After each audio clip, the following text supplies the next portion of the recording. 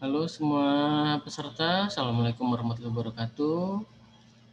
Acara nanti akan dipandu oleh saya, Fanfan Darmawan dari Marketing Komunikasi Mizan Publishing.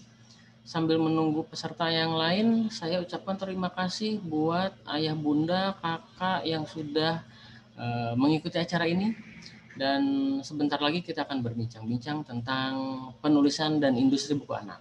Jadi sambil menunggu peserta yang lain, kita tunggu sebentar, masih ada beberapa yang baru masuk kelas, kurang lebih 3 menit lagi akan saya buka.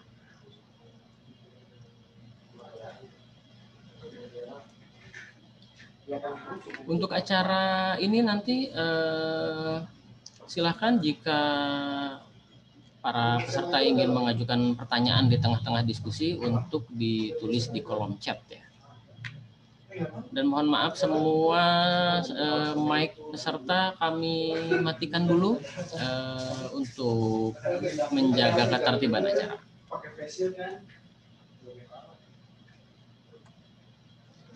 Selamat datang, ini pesertanya sudah mulai banyak. Wah, yang terjauh dari mana nih, Kak?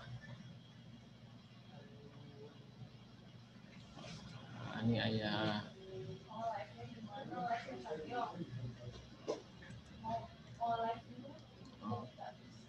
Oke. Sambil menunggu, saya akan bacakan dulu beberapa. Oh, ini ada Bunda Yuli dari TBM Tunas Harapan, dari Banyumas, dari Sidoarjo, Mbak Estu Sekar Pertiwi. Wah, ini senang sekali bisa bertemu dengan ayah bunda, kakak-kakak semua peserta di sini. Pak Matomas Sumarna nih dari Klaten. Wah, dari Klaten. Mbak Ayu dari Bogor. Waduh, Mbak Ayu Bogor sama Bandung deketan. Mbak Rahmi dari Aceh. Wah, jauh sekali dari Aceh. Selamat datang untuk Kak Rahmi dari Aceh. Ada Kak Evin Tobing dari Bogor. Selamat datang juga di kelas ini. Ada Bunda Anissa dari Depok. Wah, ini sudah mulai banyak ini pesertanya. Oke, baik, mungkin kita mulai saja. Selama kurang lebih 1,5 jam ini, saya Fanfan Darmawan dari Marketing Komunikasi Mizan Publishing akan memandu acara yang merupakan bagian dari rangkaian event online kami, YOLO Festival. Dan topik kali ini adalah berdaya dan berjaya di industri buku anak. Jadi buat ayah bunda kakak yang tertarik dengan industri buku anak, ingin mengetahui lebih jauh apa sih yang diperlukan untuk menjadi penulis buku anak, bagaimana caranya. Saya suka gambar nih, gimana ingin terlibat di industri buku anak. Nah, nanti akan berdiskusi dengan para pembicara yang akan hadir kali ini. Untuk pembuka kami mewakili penyelenggara, mohon maaf sekali di publikasi kami cantumkan Kak Iwan Yuswandi, salah seorang konseptor dan manajer produksi buku anak di Mizan Publishing.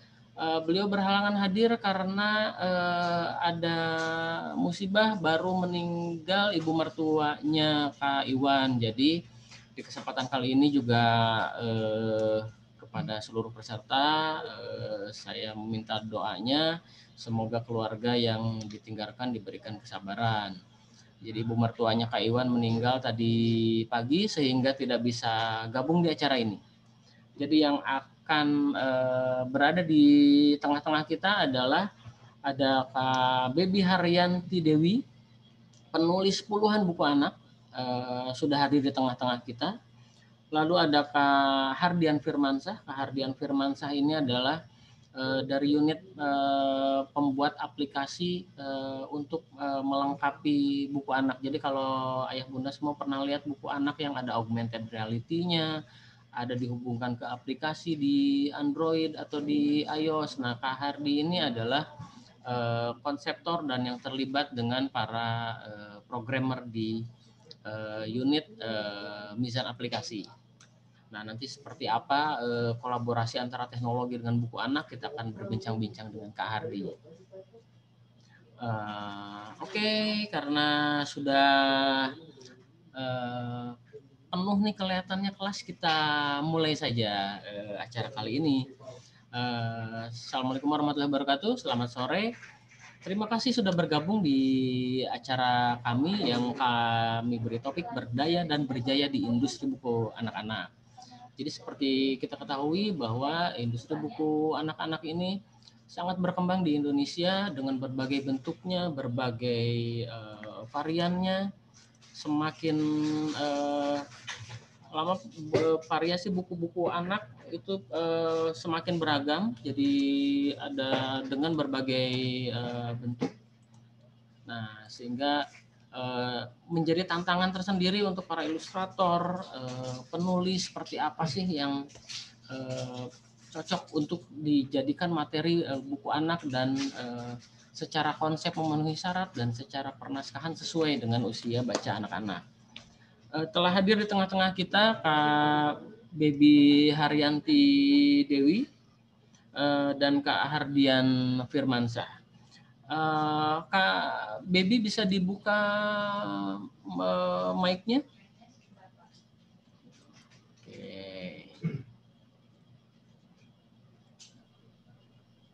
Oke, dengar. Siap, suaranya jelas Kak Baby. Selamat datang di acara ini. Silahkan menyapa dulu para peserta acara nih. Kelihatan dari berbagai kota ini Kak Baby. Silahkan disapa dulu. Oke, Assalamualaikum warahmatullahi wabarakatuh. Waalaikumsalam. Selamat sore semuanya. Senang sekali bisa bergabung bersama-sama dalam diskusi ini dengan peserta dari berbagai daerah. Mudah-mudahan kita bisa mengambil manfaatnya nanti dalam diskusi kita, ya. Tentunya saya berterima kasih sekali kepada Mizan yang sudah mengundang dalam forum ini, gitu.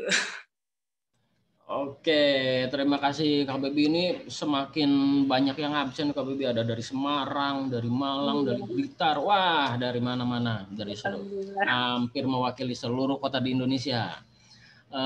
Panelis kedua Kang Hardian Firmansyah, saya panggil Kang saja karena dari Bandung. Kang Hardian ini adalah salah satu konseptor yang menggabungkan buku anak dengan teknologi di unit yang bernama Main-Main. Apakah itu nanti kita akan ngobrol banyak dengan Kang Hardi. Kang Hardian, silahkan untuk menyapa peserta yang ada di sini. Oke, sebentar. Mic-nya dibuka dulu. Oke, Assalamualaikum warahmatullahi wabarakatuh. Terima kasih Kang Pempan, terima kasih teman-teman semua, terima kasih sudah datang. Dan terima kasih Kak Pempan, salam kenal ke Kak Baby, perkenalkan saya Hardi, kami panggilnya Hardi. Saya yang kebetulan senang sekali membuat aplikasi anak. Jadi nanti kedepannya kita akan ngebahas seperti apa sih teknologi yang kira-kira cocok yang bisa disematkan di buku-buku anak. Itu saja Kang Pempan, terima kasih. Oke, Kang Hardi, terima kasih telah berada di tengah-tengah kita. Dan saya mengundang juga perwakilan dari penerbit Mizan Publishing Group yang menangani buku anak. Ada Kak Risma Dewi, editor chief buku anak-anak Mizan Publishing Group yang sudah berada di tengah-tengah kita. Jadi nanti pertanyaan tentang bagaimana cara kirim naskah, bagaimana cara mengirim CV, ilustrasi, ini ada Kak Risma Dewi. Kak Risma Dewi boleh menyapa dulu teman-teman peserta yang hadir di sini, Kak Risma. Halo, Assalamualaikum warahmatullahi wabarakatuh. Waalaikumsalam. Aduh, senang sekali ya bisa berjumpa. Insya Allah nanti kita sharing apa yang mungkin bermanfaat buat teman-teman yang berminat untuk mengirimkan naskah, untuk mengirimkan ilustrasi, untuk bertanya-tanya banyak hal tentang buku anak. Demikian Kang Fanfan. Terima kasih. Oke, terima kasih Kak Risma sudah berada di tengah-tengah kita. Kak Risma ini adalah salah satu editor di Mizan Publishing Group yang menangani produk-produk anak dan balita.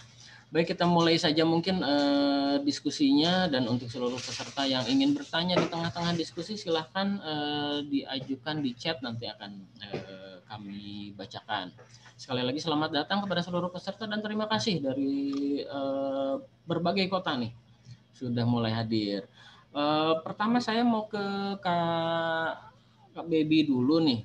Kak Baby Haryanti Dewi ini penulis buku yang sudah terbitnya ada 94 judul buku yang ditulis. Banyak sekali. 60 diantaranya adalah buku anak-anak. Wah.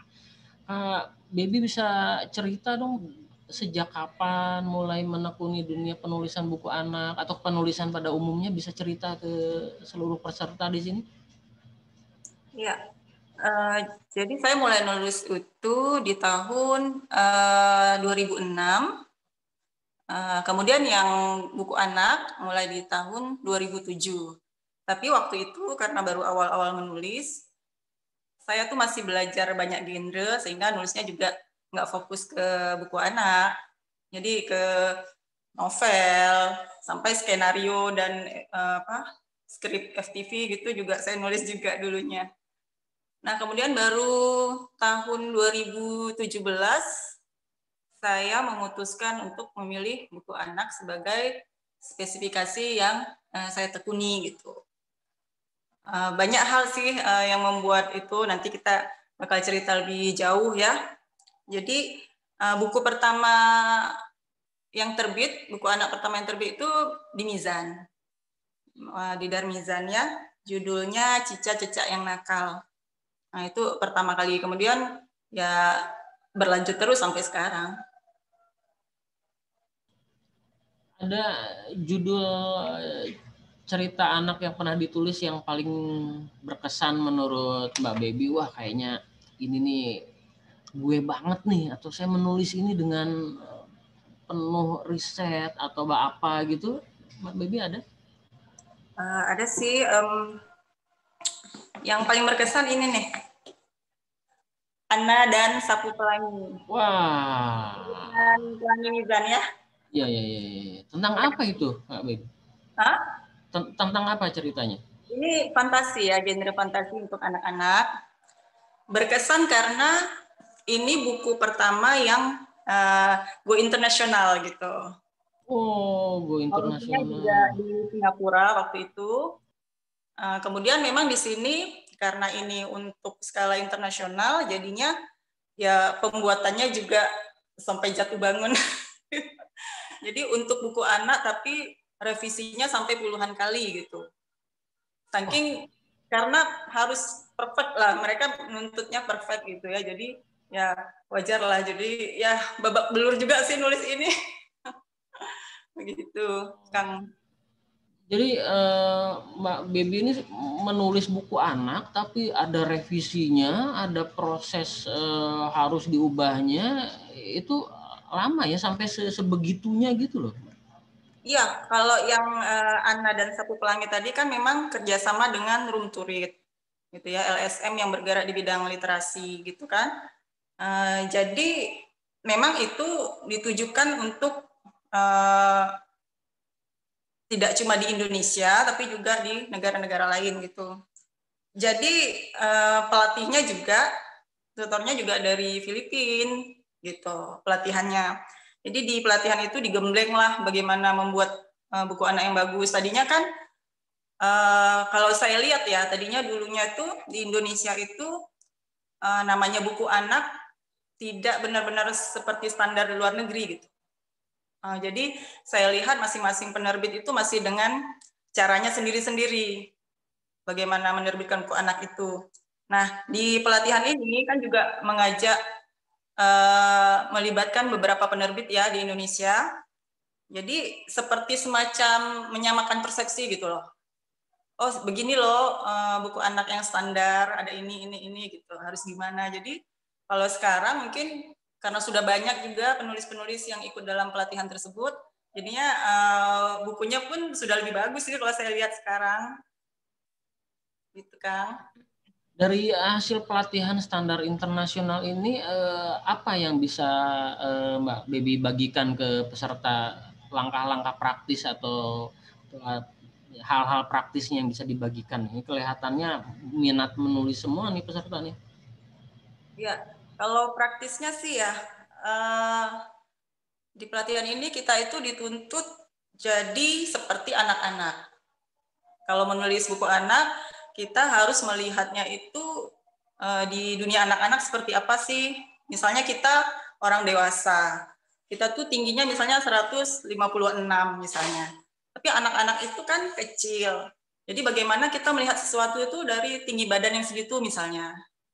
Kalau kita misalnya melihat ada sesuatu di atas kulkas, kita tinggal ngambil aja kan. Tapi kalau anak-anak, dia memerlukan sesuatu untuk memanjat misalnya. Jadi kita harus melihat itu dari sudut pandang anak-anak. Dan itu yang menurut saya sulit gitu ya, karena kita sudah dewasa. Jadi kadang-kadang ketika menulis pun, kepleset juga. Kadang-kadang keluar juga petua-petuanya. Ya mungkin Mbak Risma lebih tahu. Kadang-kadang kurang menganak-anak gitu. Maaf. Oh, jadi termasuk imajinasinya pun harus sesuai anak-anak gitu ya. Jadi makanya sering-seringlah menonton konten anak-anak, membaca buku anak-anak gitu. Dan itu biasanya imbasnya ke kita sendiri sih. Jadinya kitanya mungkin menghadapi hidup ini lebih santai juga. Oh ya, nah itu para peserta sekalian. Ya, mungkin ya. Jadi otomatis kita kan sesuai dengan yang kita baca kan. Kalau yang buku anak kan happy-happy gitu ya, lucu-lucu, gemesin gitu. Jadi kitanya pun mungkin terbawa gitu ya. Jadi ceria selalu gitu. Ya. Wah, ini menarik sekali. Jadi standar untuk menulis anak-anak itu kita harus menyamakan dulu persepsi dan pola pikirnya seperti anak-anak dulu ya, begitu ya, Baby. Oh, menarik sekali nih. Buat seluruh peserta mungkin bisa dicatat tips-tips praktisnya, barangkali bisa diaplikasikan ke buku atau ide cerita yang sedang ditulis oleh teman-teman sekalian. Oke, Kak Baby, selain kegiatan berarti sekarang menulis dan apa nih sehari-hari? Ya, sehari-hari kalau sekarang sih di rumah aja. Ya, kalau dulu ada ngajar, tapi ya setelah ya pandemi juga ya mungkin orang kebanyakan di rumah ya. Dulu saya ngajar bahasa Jerman kan, tapi sekarang lagi break gitu. Oh, jadi punya waktu yang luang untuk menulis. Wah, kayaknya bakal banyak buku terbit nih tahun ini nih, Kak Baby. Insya Allah, doakan. Oke, ini sebetulnya sudah masuk beberapa pertanyaan, tapi sebelum masuk ke pertanyaan mungkin saya berikan kesempatan dulu kepada Kang Hardian. Kurang lebih menurut Kang Hardian ini di era teknologi sekarang ini kan anak-anak sudah akrab dengan teknologi, dengan gadget, dengan aplikasi. Nah, ini sebenarnya di mana sih peran teknologi dan aplikasi itu pada buku anak-anak, Kang Hardian?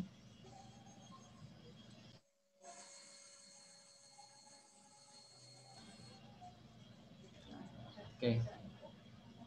Masih di mute mungkin, Kang?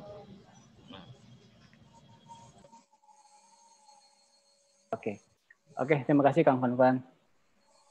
Sebenarnya awal kenapa sih menyamakan teknologi, pada awalnya kan konten anak itu terutama di digital tuh banyak ya. Kita menggunakan banyak sosial media, anak-anak banyak bisa mengakses banyak teknologi atau sosmed yang mungkin konten-kontennya dia hanya sedikit ya untuk yang ada konten edukasinya. Pada awalnya dulu sekitar 2029 memang saya concernnya itu bagaimana membuat konten edukatif Islami yang saat itu hampir nggak ada. Jadi ketika di Play Store ataupun belum ada konten edukatif Islami, hanya kita coba satu aplikasi namanya aplikasi seri Princess, namanya Princess Islamic Princess.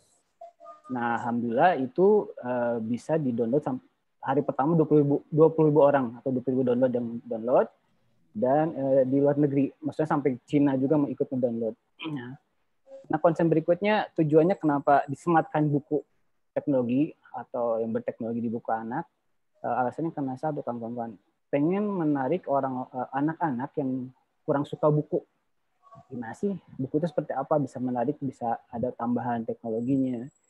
Karena anak-anak sekarang tuh yang dulu apalagi ya sangat apalagi yang suka gadget malah sangat males dengan buku. Makanya gimana caranya kita membuat konten yang edukasi, yang ada Islaminya, kita menjadikan kontennya, membuat anak-anak yang tidak suka buku menjadi lebih suka gitu. Seperti itu Kang Pan. Jadi yang penting adalah bagaimana menghadirkan teknologi yang disukai oleh anak-anak gitu ya. Nah, yang pernah dibuat oleh Kang Hardian apa saja yang apa? Mungkin bisa diperlihatkan kepada seluruh peserta di sini. Kalau aplikasinya hampir sekarang tuh sampai 100 lebih Kang Pan edukasinya, tapi yang paling menarik itu ada satunya paket Halo Balita. Mungkin kalau Kang Pan udah mengetahui ya. Ini buku Halo Balita AR. Nah, kenapa ini menarik Kang Pan? Karena ini teknologi pertama yang disematkan di Mizan itu sendiri. Jadi ini kenyang 25 buku isinya terbaik ada self help dan banyaklah pembelajaran edukasi. Ini ada 25 buku yang isinya dengan teknologi AR dan sampai sekarang ini sudah terkenal Kang Fafan, sampai bahkan udah sampai ke Turki. Dan diterjemahkan di bahasa Turki. Iya, bahasa Turki juga. Ini sangat menarik karena bisa menarik anak-anak untuk bisa membaca buku. Karena ada kejadian juga, ini saya sempat lihatkan kepada anak saya tuh kurang senang sama buku, dia suka main gadget. Tapi ketika dia main ini, Halo Balita ini, dia senang karena ada sesuatu yang bisa menarik dia. Wah, ternyata buku itu tidak hanya dinikmati dengan baca saja. Jadi bisa menarik. Dia akhirnya sampai sekarang dia senang buku-buku anak seperti ini. Itu Kang Pan. Jadi anak-anak bisa tetap memainkan gadget dan aplikasinya, tapi tetap bisa membaca dengan bukunya ya, karena betul. Aplikasinya itu tetap digunakan dengan buku. Iya betul. Oke. Nah, buat peserta sekalian yang mungkin ingin bertanya tentang teknologi yang digabungkan dengan buku, bisa juga dituliskan di kolom chat. Kan, anak saya senang main game nih, jadi malas baca buku, gimana caranya? Nah, Kang Hardian ini yang terlibat dengan programmer-programmer yang tetap mengkombinasikan antara buku dengan teknologi. Oke, Kang Hardian, Mbak Bewi, ini sudah mulai banyak pertanyaan sebenarnya. Tapi mungkin saya akan beri kesempatan Kak Risma Dewi dulu untuk menyampaikan sebagai perwakilan penerbit ya. Kak Risma, sebetulnya buku-buku apa sih yang dalam tanda petik layak diterbitkan untuk anak-anak menurut Kak Risma yang setiap hari menerima naskah gitu, menyeleksi naskah, gimana Kak Risma?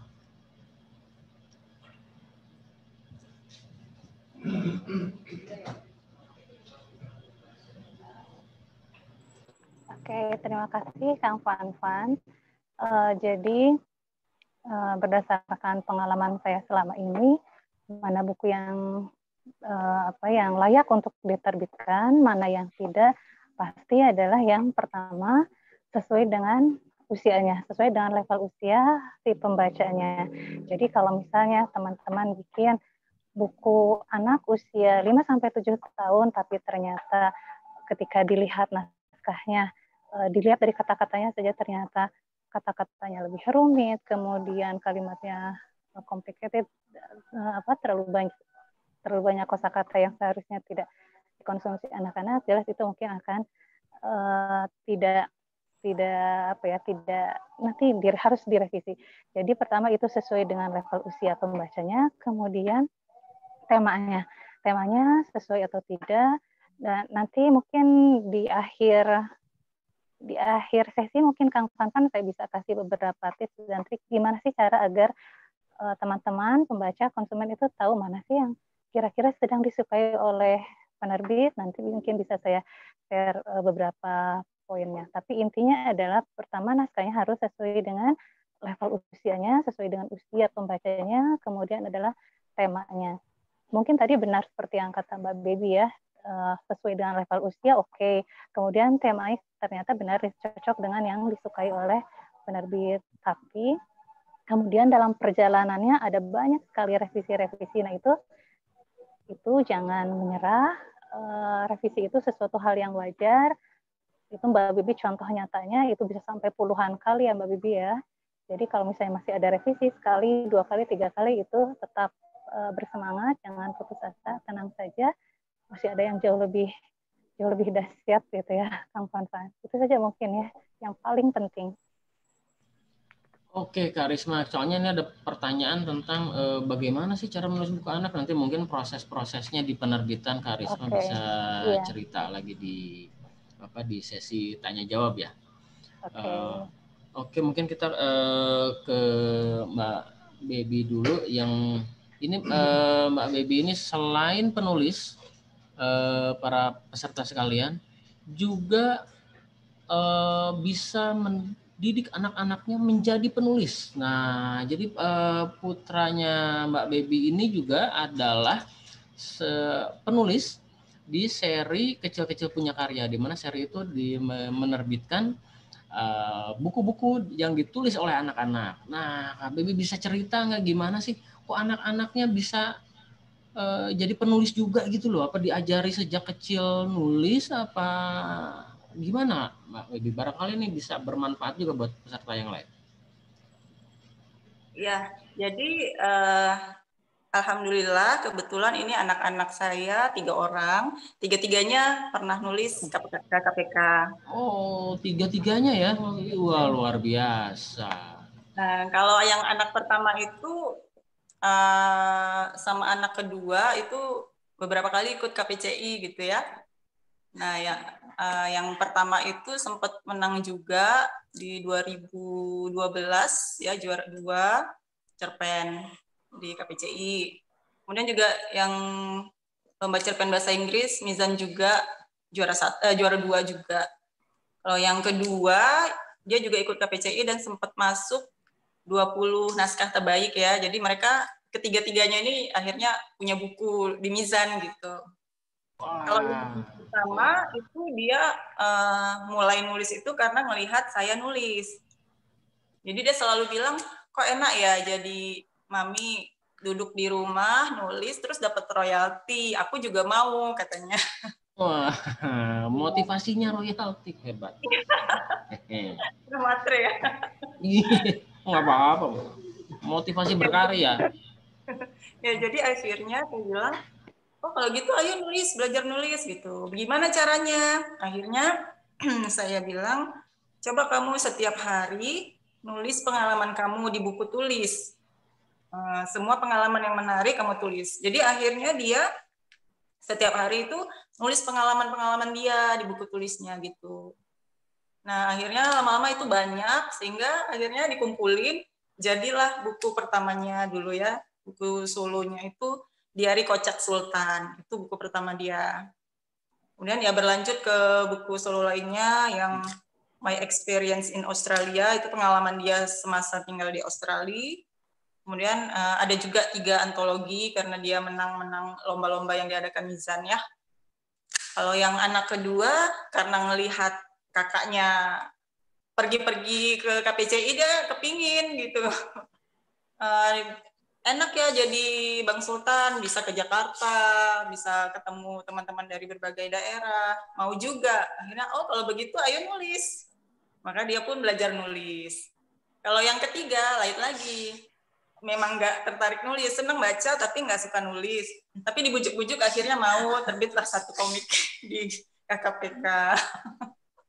Begitu kan. Wah, luar biasa sekali. Ini kelihatannya anak-anaknya ngintip-ngintip di pinggir kamera nih. Nah, boleh muncul di kamera dan sambil bukunya diperlihatkan. Mana ada bukunya nggak nih? Peserta mungkin biar termotivasi. Wah, ini yang bikin komik nih yang nomor 3 nih. Iya, ini yang nomor 3 yang bungsu. Oh, oke. Nah, kakaknya menang 20 naskah terbaik. Oh, ini yang nomor 2 nih, Mbak Wiwi ya.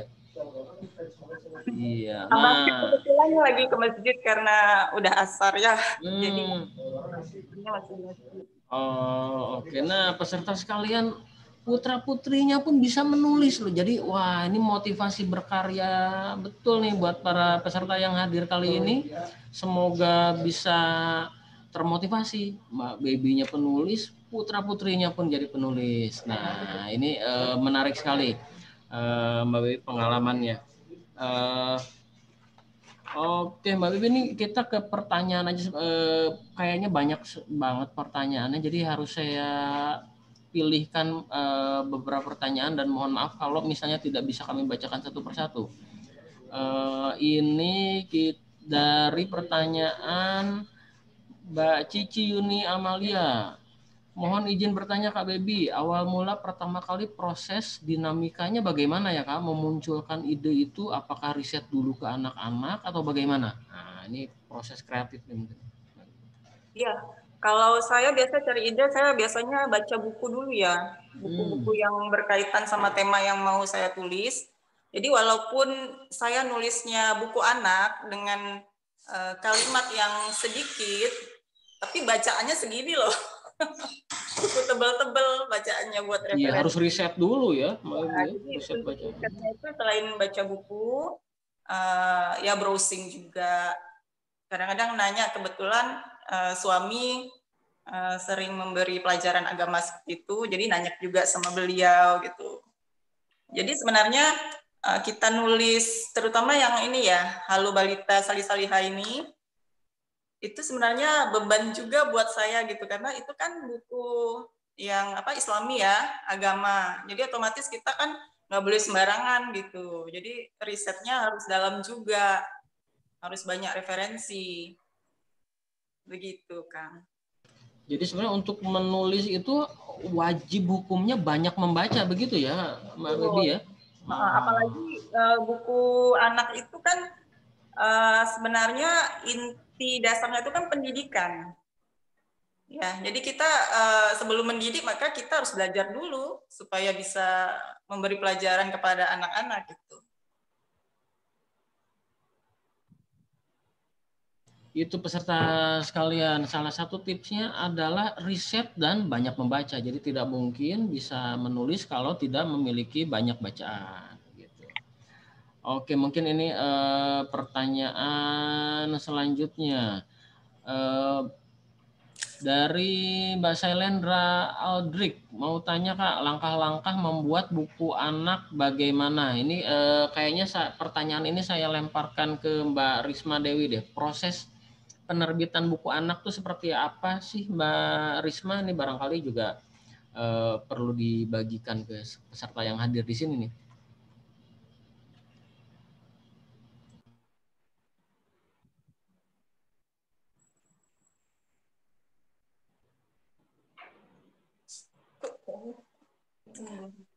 Ya, terima kasih banyak. Pertanyaannya bagus sekali. Bagaimana langkah-langkah membuat buku anak? Tadi setelah teman-teman mendapatkan ide, kemudian menuliskannya, kirimkan ke penerbit yang teman-teman taksir, yang teman-teman keseng nih, yang teman-teman sukai, kirimkan tulisannya, kirimkan naskahnya, bisa hard copy, bisa file, bisa soft copy. Tentu saja teman-teman harus mengetahui alamatnya, dan sebetulnya ini nyambung dengan yang tadi ya Kang Panpan ya. Jadi gimana sih agar tulisan kita layak diterbitkan, agar tulisan kita diterima oleh penerbit yang kita sukai. Nah, salah satu tipsnya, salah satu triknya, nanti nyambung dengan pertanyaan yang tadi, adalah sering-seringlah melihat buku-buku hasil terbitan dari penerbit yang teman-teman sukai. Jadi follow medsosnya, otomatis teman-teman nanti akan melihat, oh ternyata buku yang selama ini diterbitkan oleh penerbit A itu temanya bisa teman-teman lihat, temanya cenderung ke arah mana. Ya, itu salah satu tipsnya. Salah satu tips yang sederhana adalah itu, lihat medsosnya, follow medsosnya agar teman-teman bisa tahu kiblat si penerbit itu, arah penerbitannya itu kemana. Jadi ketika teman-teman sudah punya idenya, sudah menuliskannya, kirim, itu mau soft copy, mau hard copy, itu silahkan.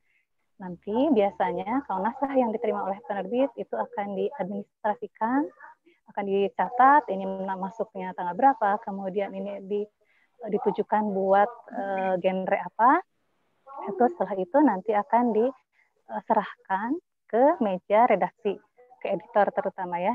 Oleh sebab itu, penting sekali pada naskah teman-teman yang nanti dikirimkan oleh teman-teman ke penerbit, itu catat di situ, mungkin di depan amplopnya itu bisa ditulis, ini naskah tentang apa, dan untuk buku apa, untuk cerita apa, untuk seri apa. Kalau misalnya teman-teman sudah mengetahui, oh mau kirim naskah buat seri A, misalnya, atau seri B, itu dicatat di situ. Jadi naskah yang masuk ke penerbit itu tidak salah alamat, maksudnya ke editor yang bersangkutan, karena di dalam penerbit itu kan ada banyak editor ya, ada editor buku anak, ada editor buku dewasa, ada editor komik, ada editor macam-macam buku pemikiran dan lain, itu sangat banyak editor di dalamnya. Jadi yang pertama adalah tulis di amplopnya itu genre apa buat buku apa. Jadi nanti tidak salah alamat penempatan naskah yang teman-teman kirim, dan itu agar efektif dan efisien juga. Nanti sama editornya dibaca layak atau tidaknya. Kalau misalnya layak untuk diterbitkan, akan dihubungi oleh penerbit. Kemudian nanti kalau sudah dihubungi oleh penerbit, nanti penerbitnya akan memberitahu apakah ini ada revisi atau diterima. Tapi biasanya mau itu diterima atau tidak, biasanya itu nanti akan dikabari oleh penerbit.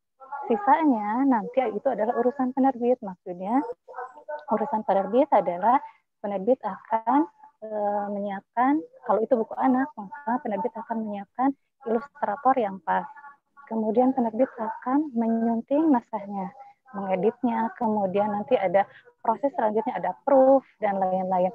Kemudian nanti disetting, di layout. Kalau semuanya sudah beres, sudah fix, tidak ada lagi kesalahan, dengan melalui proses tadi ya, proses revisi dan lain-lain, itu baru nanti naik cetak. Itu secara umum dan secara garis besar seperti itu prosesnya. Demikian. Oke, terima kasih Kak Risma. Di tengah-tengah kita juga bukan hanya peserta yang tertarik untuk bidang menulis buku anak, tapi juga di bidang ilustrasi. Nah kan ilustrasinya nih bagus-bagus nih kalau buku anak. Nah ini buat para peserta yang tertarik untuk menjadi ilustrator nih, ilustrator kayak apa sih untuk buku anak yang menurut Mizan bagus tuh, yang kayak begini gitu, gimana Kak Risma? Oke, terima kasih Kang Fanfa. Ilustrator yang bagus yang gimana ya? Yang tepat waktu sih otomatis ya. Tapi harus ya, disiplin ya. Harus disiplin ya. Pertama disiplin, karena untuk style, untuk apapun stylenya, gayanya apapun, mau itu dia gayanya misalnya pakai cat minyak, pakai digital dan lain-lain, itu sebetulnya itu kan style ya. Jadi semua bisa menjadi semua bisa menjadi rekan kita, semua bisa menjadi ilustrator kita. Tapi yang paling penting dari semua itu adalah disiplin. Ya, disiplin, karena kita kan punya timeline yang harus kita tepati, kita punya target terbit yang harus kita tepati. Jadi yang pertama adalah tadi disiplin. Kemudian kalau ada sesuatu di tengah perjalanannya, itu bisa jadi mudah diajak diskusi. Maksudnya diskusi itu adalah bisa diajak merevisi. Ya, tidak takut revisi, itu revisinya bisa sekali, 2 kali, atau bisa belasan kali. Tapi dia menerimanya dan dia oke, kita revisi, kita jalani bareng-bareng. Jadi nggak kabur nih. Jadi karena ada beberapa ilustrator yang ketika dikontak menghilang, betul susah dikontak ya. Jadi itu disiplin, kemudian mudah diajak diskusi. Soal style itu bisa mengikuti. Kadang-kadang kita misalnya ada salah satu seri yang biasanya kita pengennya manual, tapi kadang-kadang kayaknya kita perlu coba yang realis, kayaknya kita perlu style ini, kayaknya kita perlu style itu. Jadi semua style itu kita butuhkan, semua style itu penting, semuanya itu sangat sangat ya bisa kita pakai, bisa kita gunakan, kita bisa kerjasama, tapi yang paling penting itu ya disiplin. Begitu Kang Fanfan. Nah, oke. Terima kasih Kak Risma. Untuk para calon penulis atau para ilustrator yang kebetulan tergabung di sini, itu ada beberapa hal yang perlu diperhatikan: disiplin, tepat waktu, bisa diajak diskusi dan tidak kabur itu tadi ya, Karisma ya, tengah-tengah Iya, diskusi, betul. wah ngilang. Karena penulisnya pun mengalami proses itu, revisi naskah seperti Kak Bebi tadi Iya, sampaikan gitu. Nah, untuk para calon penulis dan calon ilustrator atau yang sudah pernah bekerja sama dengan Mizan sebelumnya, tapi saya ulangi lagi di sini bagi para penulis, calon penulis dan calon ilustrator yang ingin bekerja sama dengan kami, silahkan kirimkan portofolio naskah atau ilustrasinya ke email info@mizanpublishing.com. Jadi bisa dikirimkan melalui email ke info@mizanpublishing.com atau ke pelangi@mizan.com. Jadi ada 2 imprint yang di Mizan Group yang menerbitkan buku-buku anak dan balita. Itu mungkin informasi tambahan dari saya. Ini kita kembali lagi ke pertanyaan dari Mbak Sarah Melina. Pertanyaan untuk Mbak Bebi nih. Kak Bebi, saya sangat menyukai buku-bukunya Kak Bebi. Wah, ada fansnya di sini nih. Oke, sekarang kan sedang digalakan kegiatan read aloud mulai dari Bebi usia dini prasekolah terutama. Yang ingin ditanyakan adalah bagaimana cara Kak Bebi read aloud buku anak yang hanya ada 1-2 kata per halaman atau per gambarnya. Nah, gimana Kak Bebi ini mungkin read aloud juga kan ada segmentasi usianya ya? Iya. Sebenarnya kalau read aloud itu ada aturannya ya. Namanya read aloud berarti kita membaca nyaring. Artinya kalau kita membacakan buku itu kita sesuai teks yang ada di buku.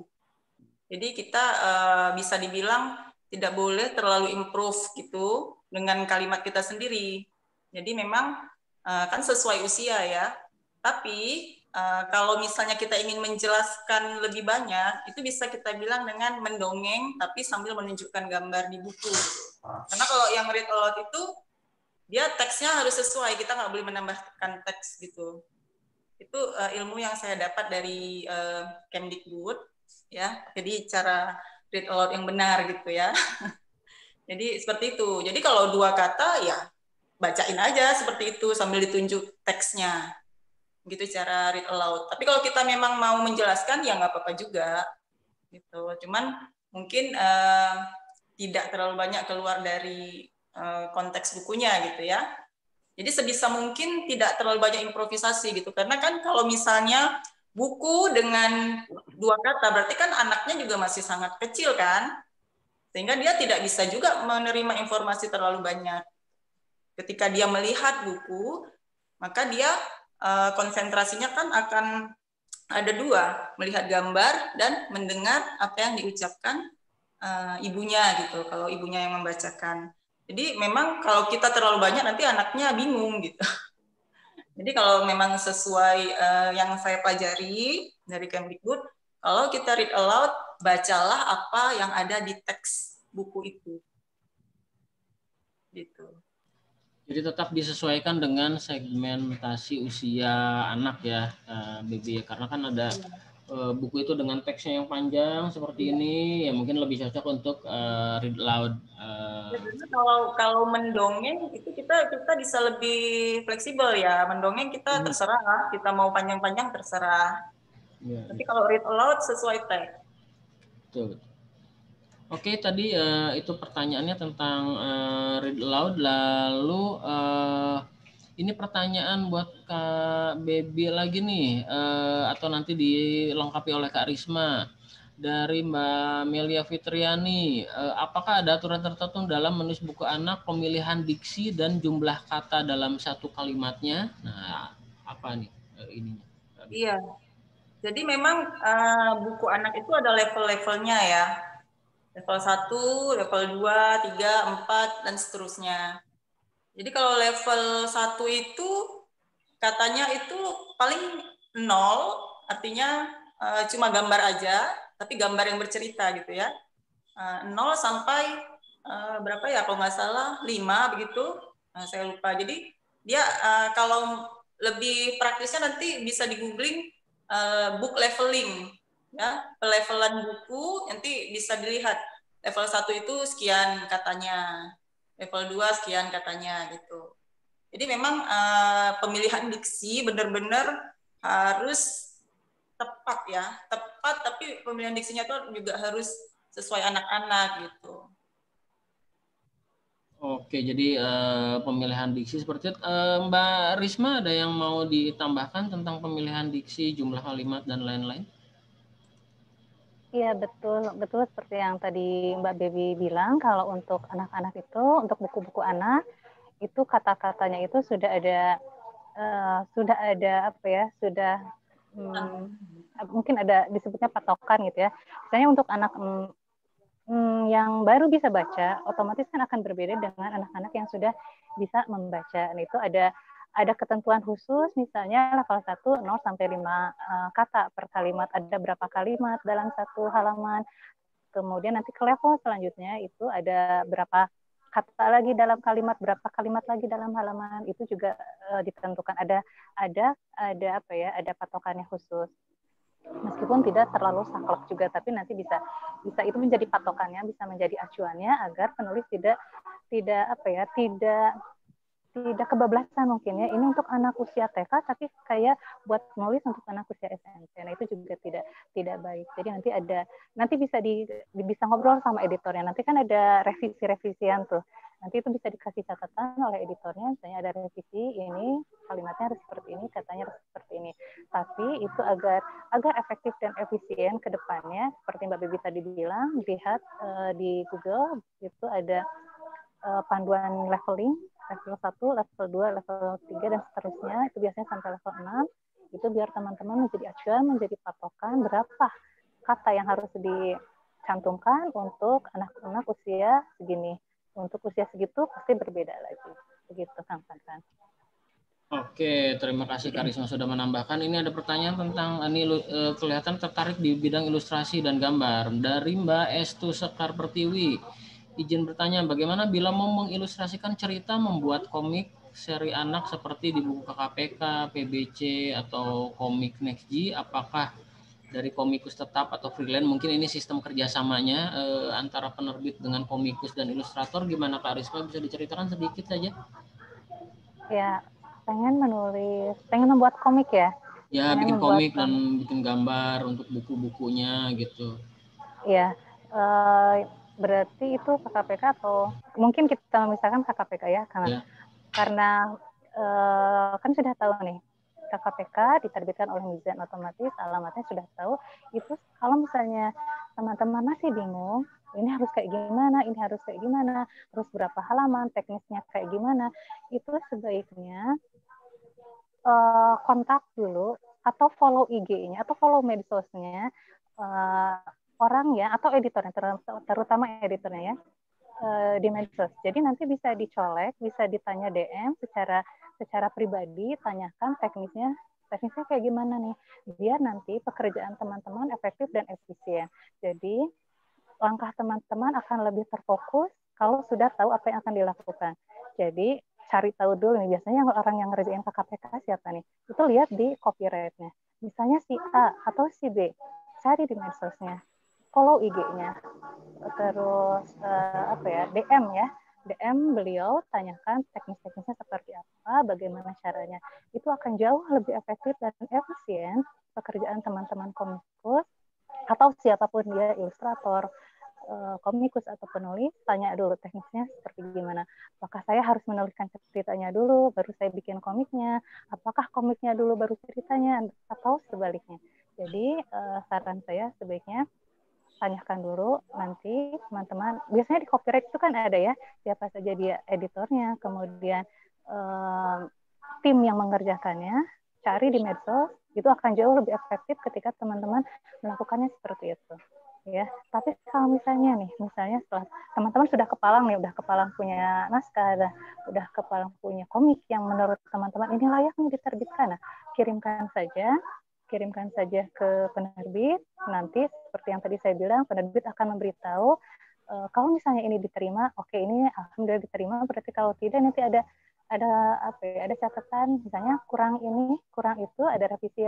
Nah, tidak apa-apa, semangat. Tapi mau saya, sebelum teman-teman mengirimkan komiknya, karyanya, cari tahu dulu seperti apa teknisnya, itu akan jauh lebih efektif dan efisien ke teman-teman.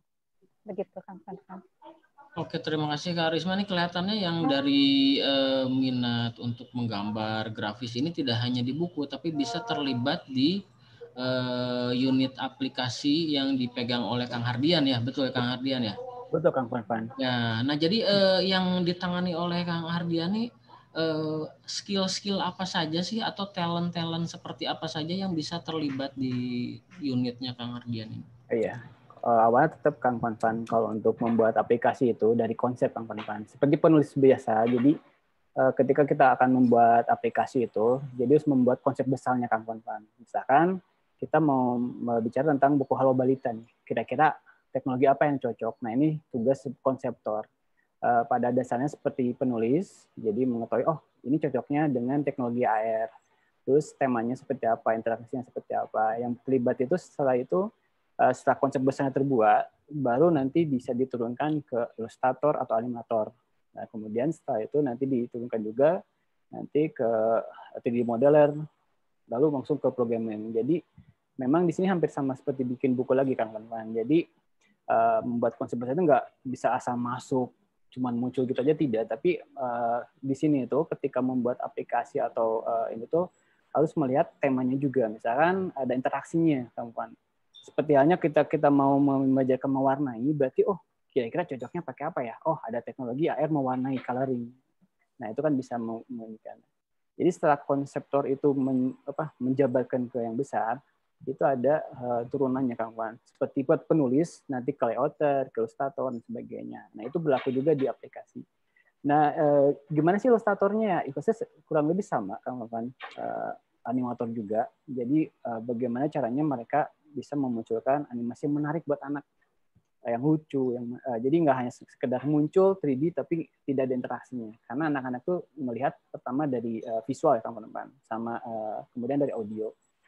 Setelah itu tadi ada voice over atau perekaman suara, terus kira-kira suara apa yang bisa cocok untuk anak, background suara yang seperti apa.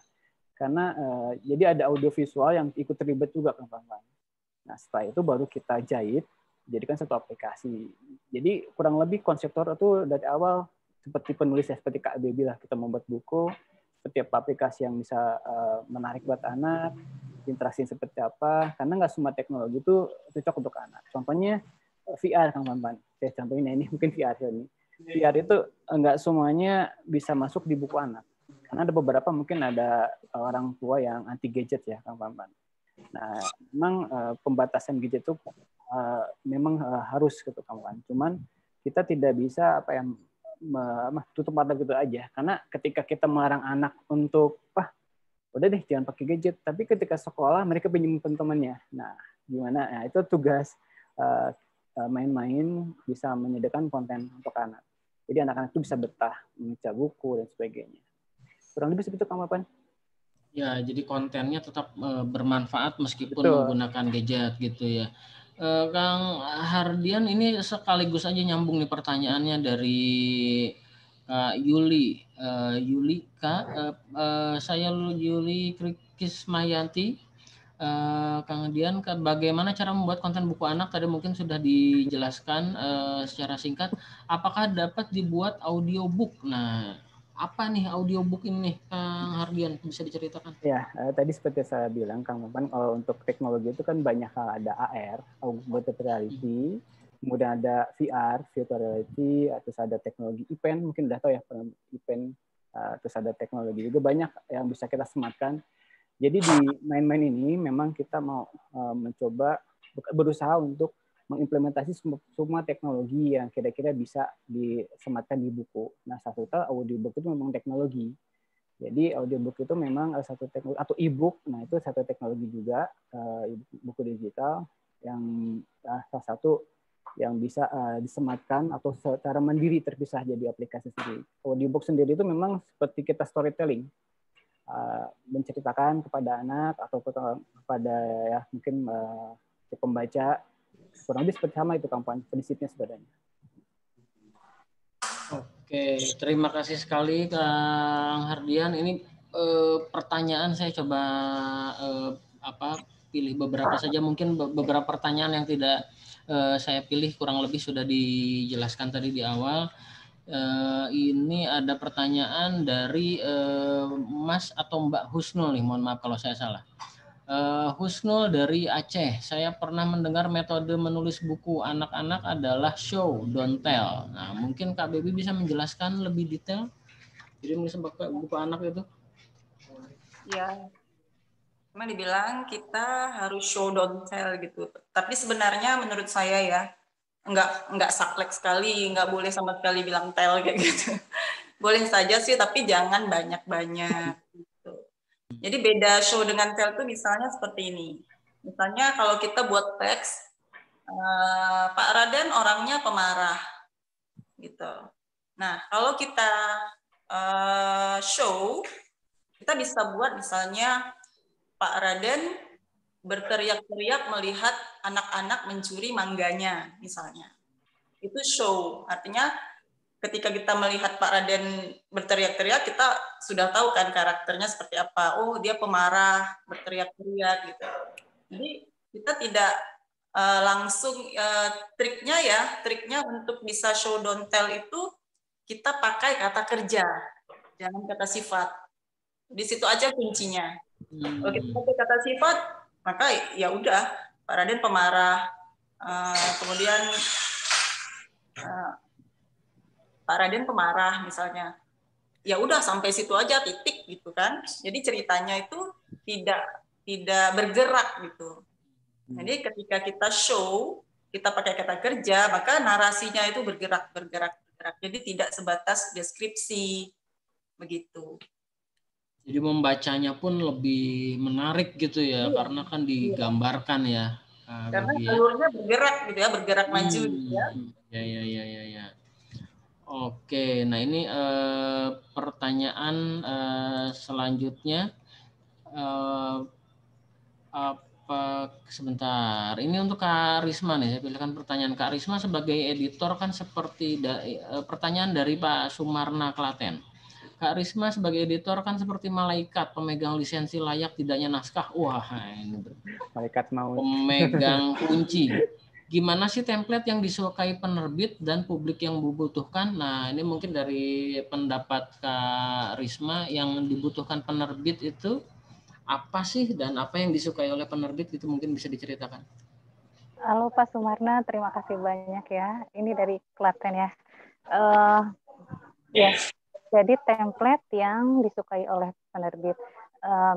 Tadi ya, seperti yang sudah saya bilang di awal, Bapak sebetulnya bisa melihat seperti apa sih yang sekarang sedang disukai oleh penerbit, itu bisa dilihat dari medsos atau website dari penerbitnya. Jadi untuk mengintip yang disukai oleh penerbit, Bapak bisa melihat dari situ, ikuti medsosnya, ya, kemudian ikuti websitenya, lihat-lihat di websitenya, atau Bapak juga bisa masuk ke misalnya kalau di Mizan itu kan ada Mizan Store tuh, Bapak lihat-lihat di situ, kira-kira ini Mizan lagi senang buku apa ya, temanya seperti apa ya. Nah, sebetulnya bisa ngintip dari situ apa yang disukai oleh penerbit, itu Bapak bisa dilihat dari situ secara garis besar, itu tergambarkan.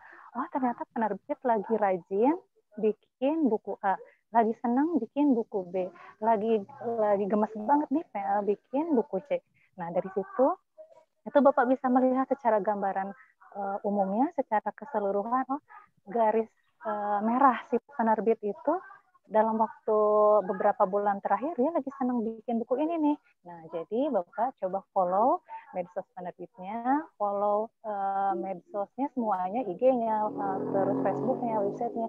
Nanti dari situ Bapak bisa melihat, oh, si penerbit lagi suka bikin buku ini. Nah, itu bisa diintip tuh dari situ, bisa kelihatan lagi suka sama buku tipe apa dan tema-temanya seperti apa.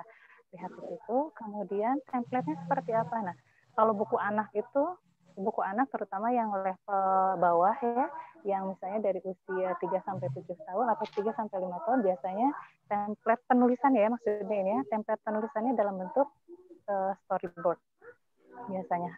Kalau buku anak itu sebabnya penting sekali untuk memfollow medsos, atau misalnya Bapak bisa beli beberapa contoh buku anak-anak itu bisa dilihat isinya, oh ternyata buku anak tuh penulisannya sangat sedikit teksnya tapi banyak digambar. Nah, itu template-nya kurang lebih seperti itu. Itu akan berbeda dengan buku untuk anak-anak usia SD. Itu akan berbeda. Oh, ternyata lebih banyak teksnya. Berarti template-nya juga berbeda. Jadi itu bergantung dengan naskah atau pembaca yang akan Bapak tuju. Karena berbeda setiap usianya, penulisannya berbeda. Begitu yang bisa saya share. Oke, ini karena ada beberapa pertanyaan serupa tentang bagaimana cara mengirimkan naskah, apa yang naskah seperti apa yang diterima dan atau tidak diterima oleh penerbit, kurang lebih sudah dijawab tadi oleh Kak Risma. Ini mungkin kita ke beberapa pertanyaan lagi karena keterbatasan waktu juga. Ini saya akan Oke, tentang penerbitan sudah ada. Lalu ini ada pertanyaan tentang dari Mbak Dian Novitasari. Mbak Risma, apa yang perlu dihindari saat mengirimkan naskah ke Mizan atau saat menulis? Mungkin nanti Kak Bebi juga bisa menambahkan. Yang perlu paling apa atau yang harus dihindari itu apa sih ketika membuat naskah untuk anak? Oke, yang harus dihindari apa ya yang harus dihindari ya? Apa ya, nggak perlu banyak mengajari kayak Kak Bibi sampaikan tadi misalnya? Oke, ya sebetulnya mengajari juga perlu ya. Tapi mungkin ini yang tidak sesuai sama usianya sebetulnya ya. Misalnya teman-teman pengen segmentasi usia itu sangat penting sekali. Jadi misalnya teman-teman nih di amplopnya tadi yang seperti saya bilang di amplop teman-teman yang akan dikirimkan ke penerbit itu kan ditulis ini buat buku cerita usia berapa. Misalnya teman-teman pengen bikin buku usia dari 3 sampai 5 tahun atau sampai 7 tahun. Nah, ketika tiba-tiba saya lihat ternyata wah ini mah bukan 5 sampai 7 tahun tapi ini untuk usia kelas 6 SD misalnya. Nah, itu mungkin itu yang harus dihindari. Jadi segmen usia itu perlu teman-teman pikirkan. Jadi nanti akan menyesuaikan semuanya. Teks pasti akan menyesuaikan, nanti storyboard pengiriman naskah untuk balita atau anak-anak itu akan menyesuaikan, kemudian semuanya akan menyesuaikan. Jadi mungkin itu yang harus dihindari ada tidak sesuainya antara segmentasi pembaca yang ingin teman-teman tuju dengan naskah yang tidak pas gitu ya, kurang pas kalimatnya tidak pas, maksudnya terlalu banyak kalimatnya itu sama segmentasinya berbeda itu yang harus dihindari. Mungkin itu ya yang harus dihindari yang paling utama. Terima kasih Kak Risma. Ini pertanyaan dari Mbak Rini Wulandari ditujukan untuk Kak Bebi. Kak Bebi, bagaimana caranya agar bisa stay excited for writing, jadi mempertahankan ketertarikan menulis, Kak Bebi, bisa membagi tipsnya? Ya kalau mempertahankan kita terus menulis ya gimana ya? Biasanya gini ya, kalau saya sih setiap ada buku yang terbit itu kita semangat untuk nulis lagi gitu. Ya, jadi itu yang membuat saya bertahan menulis karena ketika buku itu terbit ada semacam rasa senang, puas gitu dan merasa oh karya kita dihargai gitu. Jadi perasaan-perasaan seperti itu yang membuat kita bertahan untuk menulis gitu. Karena kita yakin bahwa karya kita itu memberi manfaat ke banyak orang gitu. Kalau apalagi buku anak ya, buku anak itu dulunya juga saya berpikir sebelum terjun fokus ke buku anak, saya berpikir oh iya saya nulis mudah-mudahan bermanfaat buat orang lain. Tapi waktu itu mikirnya ya udah gitu aja, orang lain membeli buku, membaca dan mungkin senang atau mendapatkan ilmu dari situ, sudah sedang kali itu gitu. Tapi setelah saya ikut pelatihan Room to Read itu saya baru seperti terbuka pikiran bahwa ternyata buku anak itu berbuat lebih dari itu. Karena buku anak itu apalagi yang bisa disalurkan ke pelosok-pelosok itu memberi manfaat yang luar biasa gitu. Tidak cuma sekedar hiburan atau pengetahuan tapi juga membantu kemajuan suatu daerah ya, daerah-daerah terpencil itu dan memberi semangat kepada anak-anak di sana, juga membantu mereka belajar membaca. Jadi buku anak itu dengan teks sedikit, itu sangat berarti, sangat memudahkan anak-anak untuk membaca, belajar membaca, sehingga dia timbul rasa percaya diri loh. Percaya diri, oh ternyata saya bisa membaca. Kalau dia langsung dikasih teks yang banyak kan, ini ya biasanya anak-anak, oh dia nggak bisa, terlalu sulit. Dan lebih jauh lagi untuk orang asing yang mau belajar bahasa Indonesia, buku anak itu membantu sekali. Karena saya dulu waktu saya belajar bahasa Jerman di Jerman, saya juga membeli buku anak-anak untuk belajar membaca gitu, belajar memahami semuanya itu pakai buku anak-anak. Ya. Jadi buku anak itu betul-betul kita tuh berperan dalam mendidik, membentuk karakter anak-anak dan menciptakan yang lebih baik lah gitu, tingkat literasi yang lebih baik gitu Kang. Oke, Kak Bebi. Jadi buat teman-teman peserta baik penulis maupun ilustrator untuk membuat produk anak ini harus dibayangkan dampak besarnya gitu ya Kak Bebi, sehingga kita termotivasi itu untuk membuat karya yang lebih bagus. Ini terakhir pertanyaannya saya pilih karena kurang lebih ada pertanyaan yang sama. Kak Wiwi untuk tentang konflik ini, apakah perlu konflik dalam cerita anak dan bagaimana cara membuat konflik dan penyelesaiannya dalam buku anak itu harus seperti apa? Ini ada 2-3 pertanyaan yang sama ini saya lihat. Ya, konflik kalau di buku anak terutama yang level 1 ya, nggak mesti harus ada konflik gitu. Tapi kalau yang udah level 2 ke atas, itu kalau bisa ada konflik yang sederhana, yang kira-kira dialami anak-anak dan penyelesaiannya juga sederhana gitu. Jadi ketika menulis buku anak tuh kita nggak perlu mikir yang berat-berat sebenarnya. Karena konflik yang dialami anak-anak itu nggak juga berat gitu ya. Jadi kehidupannya memang masih sederhana, nggak seperti orang dewasa gitu. Jadi kalau yang level 1, kita boleh ada konflik atau boleh juga enggak. Misalnya kayak buku-buku semacam A, B, C, itu kan nggak ada konflik. Ya, level 1, cuman huruf A, B, C, D, sampai Z gitu. Itu kan nggak ada konflik. Nah, apalagi kalau buku-buku yang level 1 itu ada yang memang tidak ada teksnya. Cuman misalnya nama-nama binatang, misalnya kucing, anjing, kerbau, misalnya seperti itu, kan nggak ada konfliknya gitu. Jadi nggak mesti harus selalu ada konflik kalau yang di level 1. Kemudian kalau saya masalah konflik dan penyelesaian itu biasanya kalau nulis saya menciptakan konflik dulu, kemudian saya pikirkan ini nanti konflik ini penyelesaiannya seperti apa. Nah sudah dapat 2 poin itu, kan kita tinggal membuat awal cerita, masukin konflik, kita buat penyelesaian, dan kita buat ending. Jadi yang perlu ditentukan pertama sebelum menulis itu konflik dan penyelesaian seperti apa yang mau kita buat gitu. Masalah awal dan ending itu bisa kita sesuaikan nanti, gitu Kang. Karena ini untuk anak ada batasan seperti apa penyelesaiannya, atau haruskah ada tokoh yang kemudian dihilangkan, atau kalau di novel dewasa kan yang jahatnya pasti meninggal atau dipenjara atau gitu. Kalau buku anak ini kayak apa menurut saya? Ya kalau buku anak ya setahu saya dia tokohnya itu nggak boleh banyak gitu ya. Jadi terus kita harus fokus pada konflik utama. Jadi satu saja konflik utamanya dan selesai di saat itu juga gitu. Jadi misalnya kita cerita hari Minggu. Nah, penyelesaian konfliknya itu harus di hari Minggu juga gitu. Jadi tidak ada cerita 10 tahun kemudian. Nah, di buku anak itu dianjurkan tidak seperti itu gitu. Jadi konflik yang terjadi saat itu selesai saat itu juga. Ya. Kemudian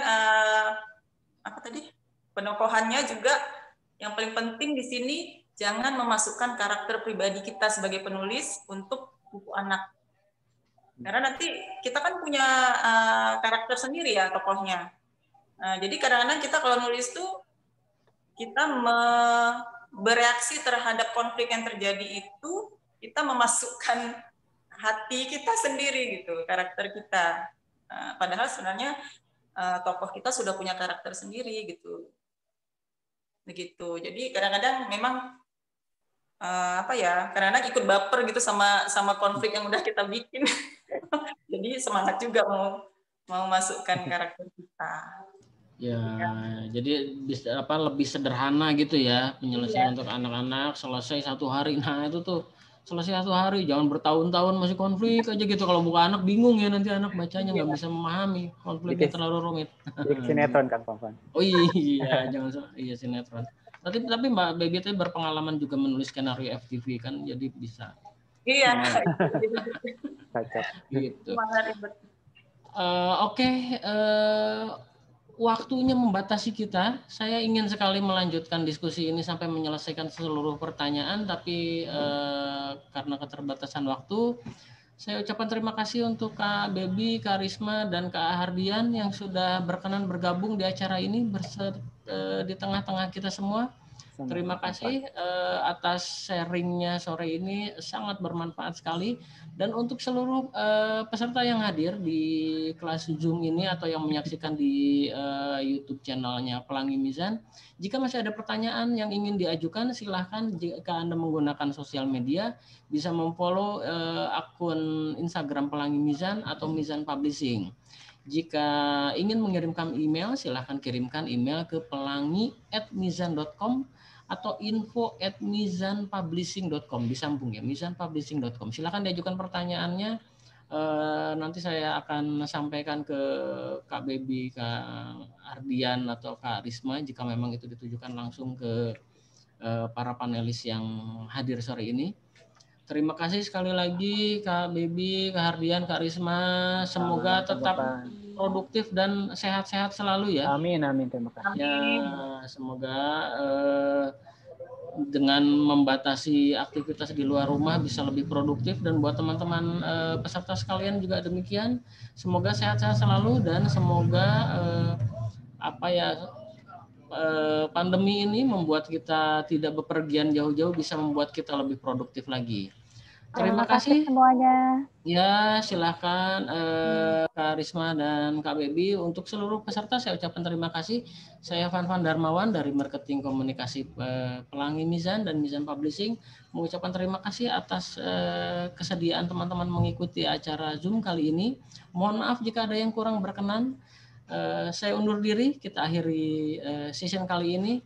Assalamualaikum warahmatullahi wabarakatuh. Selamat sore semuanya. Terima kasih. Warahmatullahi wabarakatuh.